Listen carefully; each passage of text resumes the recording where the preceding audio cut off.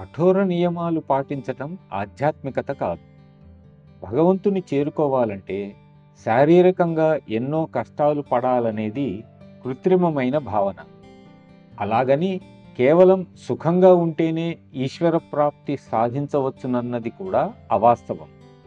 మనం స్వేచ్ఛా జీవితం గడిపితే భగవత్ సాన్నిధ్యం చేరుకోవచ్చుననేది కూడా భ్రమ మాత్రమే. మనకు మనమే పెంపొందించుకున్న ఈ మమకారాలు, చాదస్తాలు, అలవాట్లు, బాంధవ్యాలు మనలను బందీలను చేస్తాయి. అలవాట్లు బానిసలుగా చేస్తాయి.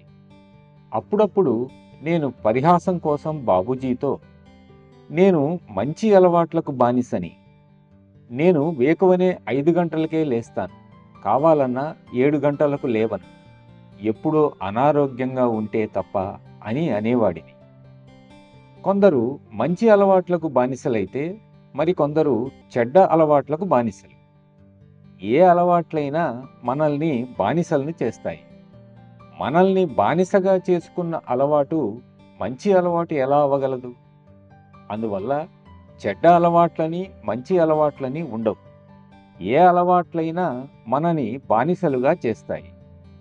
ఇంద్రియ నిగ్రహం అనేది కూడా ఒక అలవాటే. దానికి బానిసలం కారాదు.